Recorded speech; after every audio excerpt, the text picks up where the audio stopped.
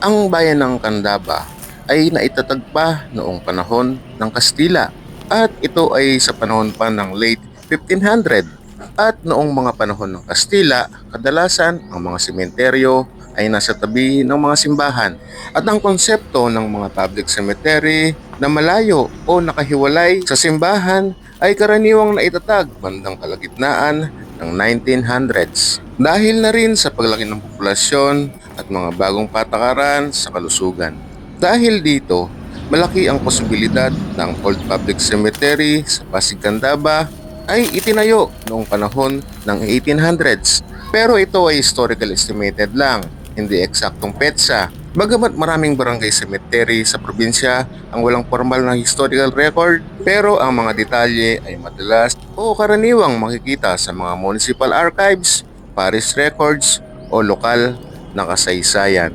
Pero ganun pa man, ang Old Public Cemetery dito sa Pasig Candaba ay nagsisilbing muka ng nakalipas at ng mga alaala ng ating mga ninuno. Kaya naman sama-sama nating explorin ang sementeryong ito ngayong gabi para sa gagawin nating paranormal experiment at para tuklasin kung ano ang hiwagang bumabalot sa sementeryong ito. Magandang gabi po sa inyo. He won't leave.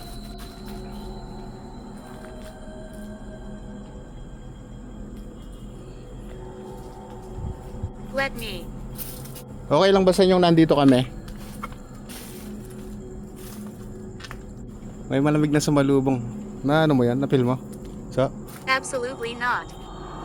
Ang tanong ko ay okay lang kung nandito kami, pero ang sagot niya is absolutely not. Pero hindi ko na lang yon pinansin at tinuloy ang aming exploration sa lugar na ito. Okay guys, magbubukas tayo ng EMF. Sa pagkakataong ito ay binuksan ko na ang aking EMF para madaling hanapin ang area kung saan may malakas na magnetic field. Walang radiation dito.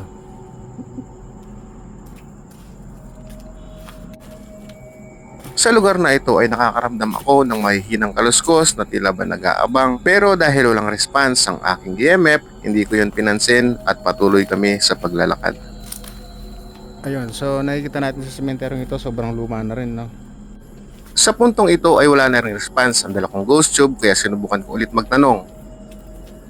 Meron ba kaming kasama ngayon dito na hindi namin nakikita? They hide. Ba't kayo nagtatago? Hindi namin intention makipagmanggulo dito, so nandito kami para mag-explore, mag-investigate. Kung may gusto kayong sabihin, pwede nyo idaan sa ghost tube. Tapos pwede rin kayong paramdam dito sa EMF at maglalagay kami ng ghost ball para kung meron kayong gustong sabihin, sabihin nyo lang. This is my place. Yes, alam ko, place mo to. Wala kaming balak manggulo. At kung nakakaabala kami sa inyo, pwede naman kaming umalis. Sabihin nyo lang sa hawak naming ghost tube ngayon. Look for me. Nasaan ka ba? Pwede ka bang magpakita sa amin? O magparamdam? At sa puntong ito ay nagpakita ng malit na response ang hawak kong EMF. Pumapalo yung EMF dito, meron. Huwag kang matakot, wala kaming intensyong masama o makapanakit sa inyo. Biglang nawala. Kanina yung EMF natin, pumapalo na siya. Tapos biglang nawala. Ayan. Stone. Stone. Anong meron sa stone? Give it to me.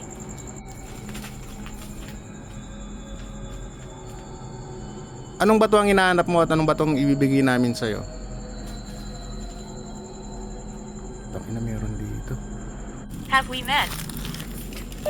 Hindi pa tayo nagkikita, pero kung papakita ka sa akin, magkikita tayo. Pwede ka bang magpakita sa akin ngayon? She won't leave. Bakit ayaw niya umalis dito?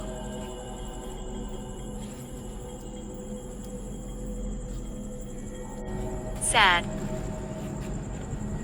Sad. Malungkot siya, kaya ayaw niyang umalis. Meron ba siyang hindi maiwan dito? What is your name? Ang pangalan ko, Tam Vibes. Meron dito, yan o. Pumapalo yung ating EMF guys. Bali meron dito. Pumapalo yung EMF natin.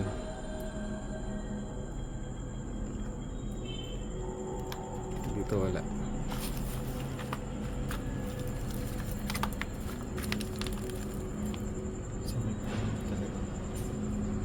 Sa may puno. Camera. Oh, may dala kaming camera ngayon. Nag-explore kami. Kami nag-explore, wala kaming intensyong masama sa inyo. So, gusto naming mag-explore, mag-investigate. Kung mayroon kayong gustong sabihin sa amin. Ikaw ba itong nararadar ng EMF namin? Yung kausap ko ngayon sa GhostTube. Ano?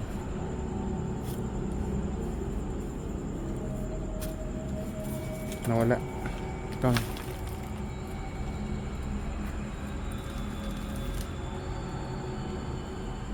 Meron talaga dito. Nobody understands. Maiintindihan ka namin, magsalita ka lang sa GhostTube. Mahina. Pero meron.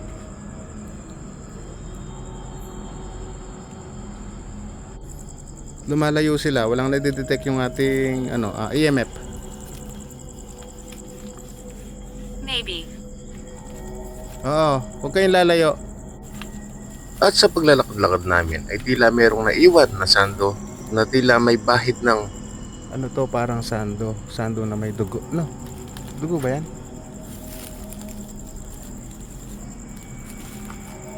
Gagamitin natin yung mga ghost ball natin ngayon. So, kapag hinawakan nila to, kahit konting-konti lang, iilaw sila. At saka yung ating dead bell, ilalabas rin natin yung ating dead bell. Paliwanag ko lang nga, ito yung equipment na gagamitin natin ngayon. Itong motion ball, once na ginalaw nila kahit konting-konti lang yan, iilaw yan. Okay, dalawa yan.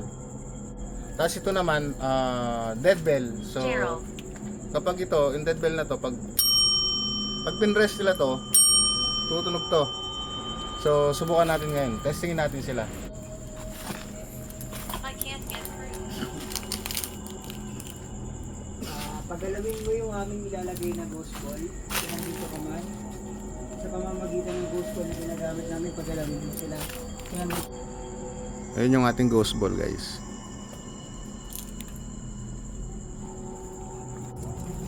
Lakas oh. relax guys. So ayun, nagiging aggressive na yung ating EMF.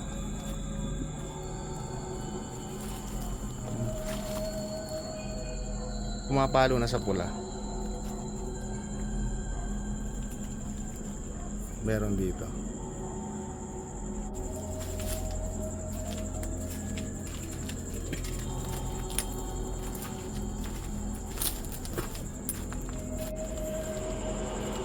Huwag kayong matakot sa amin. Nandito kami para mag-investigate. So, kung meron kaming kasama ngayon na hindi namin nakikita, pwede bang patunugin mo ang dead bell o pailawin yung dalawang motion ball? Wow, tayo na. Guys, nakita niyo yun ang ilaw. Ayos, zoom natin, zoom. Ayan, namatay na.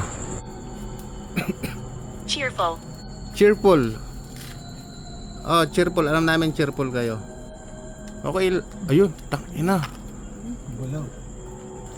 Ayan guys. Nice one. Who is that? Ikaw ba yung nagpailaw ng ghost ball? Nakakausap namin ngayon sa GhostTube.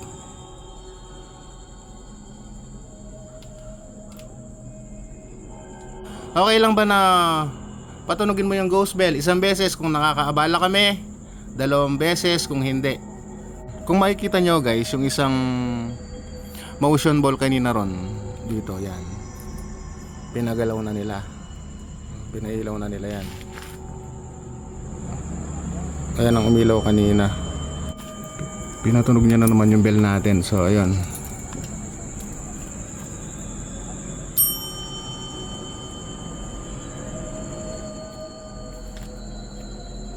It's cold.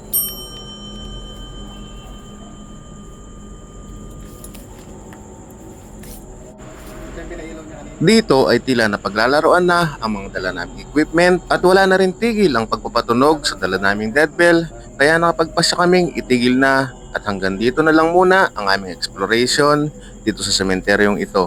Time vibes once again, now let's break the limit. See you on my next video.